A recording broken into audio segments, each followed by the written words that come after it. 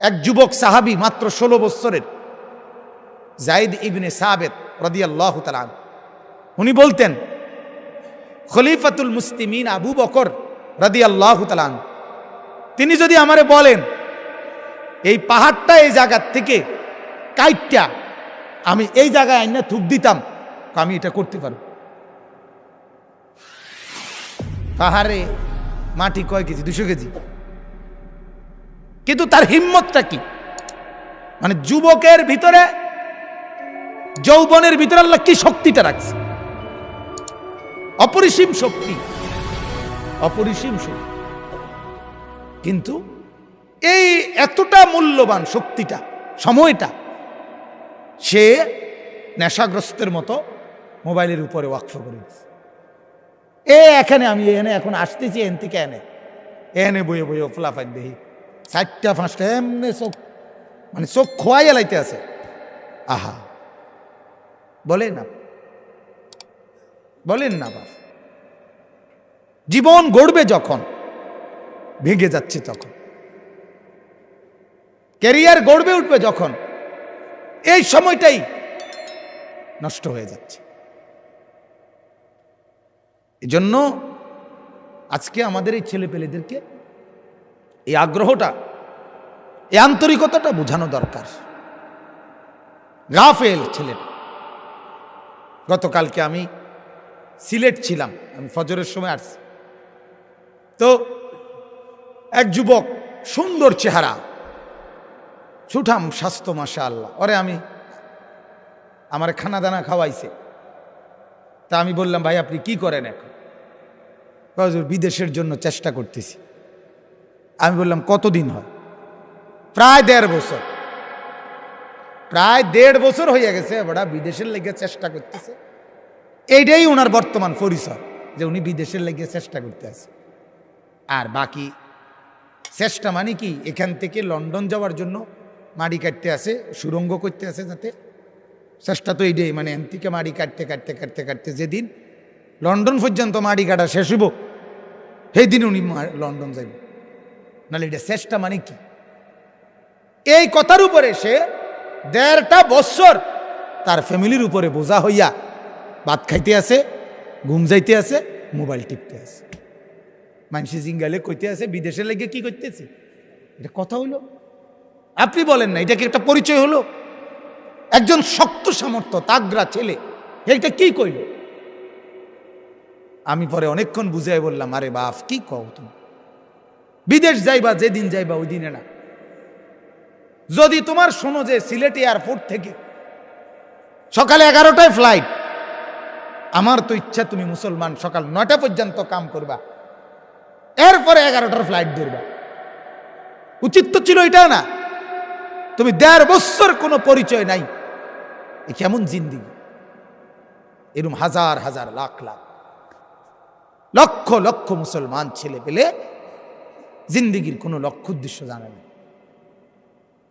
এই জন্য ভাই আমার অনুরোধ, যুব সমাজের উদ্যোগ, এই জন্য বললাম, এই উদ্যোগ মানে পরিবর্তনের উদ্যোগ।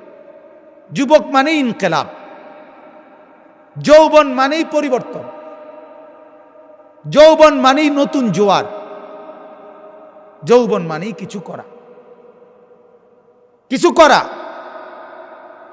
এজন্য যুবক ইচ্ছা করিলে একটা সমাজের প্রত্যেক ঘরে ঘরে নেশার দ্রব্য চেষ্টা করলে পৌঁছাইতে পারে। যুবকরা আবার চেষ্টা করলে প্রত্যেক ঘরে ঘরে মুসলমানের সন্তানদেরকে নামাজিও বানাইতে পারে।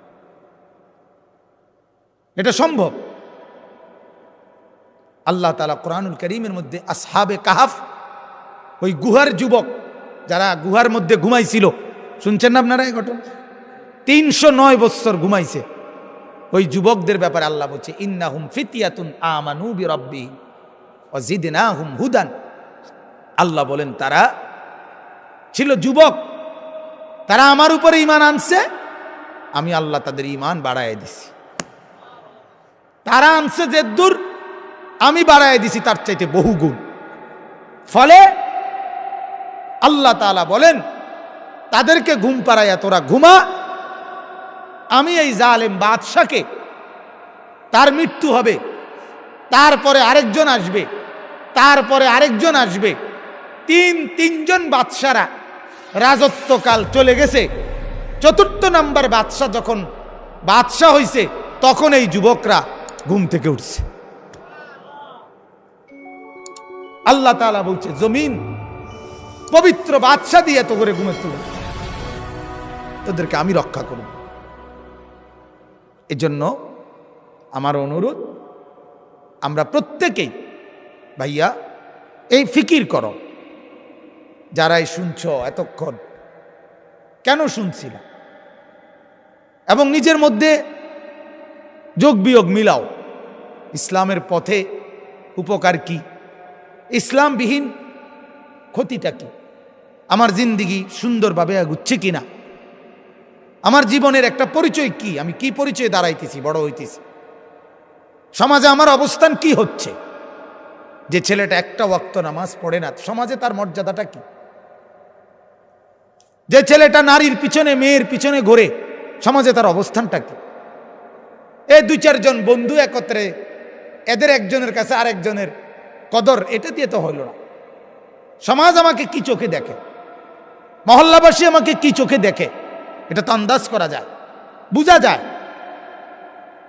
এজন্য আমরা প্রত্যেকেই আখিরাতের পুঁজি, পরকালের পুঁজি, আখিরাতের কিছু সম্বল যোগানো, এটাই আমাদের মাহফিলগুলোর মাকসাদ। কোনো প্রদর্শনী, কোনো লৌকিকতা, কোনো হুঙ্কার, এটা মূল উদ্দেশ্য না। মূল উদ্দেশ্য আল্লাহর সাথে জুড়ে দেওয়া, মূল উদ্দেশ্য আখিরাত টার্গেট বানায় দেওয়া, মূল উদ্দেশ্য জান্নাতের পথ চোখের সামনে খুলে দেওয়া। সাহাবায়ে কেরাম আল্লাহর নবীর সোহবতে এটা বুঝছেন, বুঝার পরে হালাত এমন হয়েছে যে ওনারা যেন চোখের সামনে জান্নাত জাহান্নাম দেখতে পাইতেন, নাকের মধ্যে ঘ্রাণ পাইতেন। হযরত আবু দুজানা, হাদিসে আছে, উহুদের যুদ্ধের দিন হযরত আবু দুজানা নামে একজন সাহাবী, পুরা শরীরের মধ্যে প্রায় 82 থেকে 83টা বর্ষা বল্লমের আঘাত, ওনার শরীর ঝাঁঝরা করে ফেলছে। যখন উনি একেবারে রক্তাক্ত হয়ে পড়ে আসে, তখনও জান যায় নাই, রুহু যায় নাই। এই সময় একজন সাহাবী ওনারে ডাক দিয়া বলতেছে, আবু দুজানা, তোমার খুব কষ্ট হইতেছে না ভাই? তখন উনি আওয়াজ করে বলছে, আল্লাহর কসম, ইন্নী আজিদু রাইহাতাল জান্নাহ মিন উহুদ। আল্লাহর কসম বন্ধু, আমি আমার নাকে উহুদ পাহাড় থেকে জান্নাতের ঘ্রাণ পাচ্ছি। তাইলে উনি এটাকে ওনার জন্য কোনো ক্ষতি মনে করছে না, বরং উনি সৌভাগ্য মনে করতেছে। সৌভাগ্য, সৌভাগ্য। সাহাবায়ে কেরাম এভাবে যেন দেখতেন। এই জন্য কলিজার মধ্যে যদি আখিরাতের প্রেরণা না আসে, লক্ষ মাহফিলও ফায়দা আসবে না, লক্ষ বয়ানেও নসিহতেও ফায়দা আসবে না। এই জন্য আমি অনুরোধ করছি, আমরা আখিরাতের ফিকির করি, পরকালের অনুভূতি জাগাই। আমি যে আয়াতখানা পড়ছি, এই আয়াতের মধ্যে আল্লাহ তাআলা বলেন, আমি শুধু তর্জমা বলেই শেষ করছি।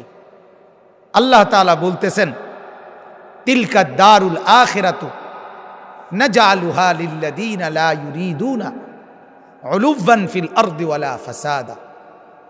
আল্লাহ বলেন, 2টা জিনিস যার মধ্যে থাকবে না আমার জান্নাত আমি তাকে দেব। যার মধ্যে 2টা জিনিস থাকবে না আমি তাকে জান্নাত দেব। কয়টা জিনিস বলেন? 1 নাম্বার অহংকার, 2 নাম্বার ফাসাদ। 1 নাম্বার যে জমিনে অহংকার করবে না আমি তাকে জান্নাত দেব। 2 নাম্বার যে জমিনে ফাসাদ করবে না আমি তাকে জান্নাত দেব।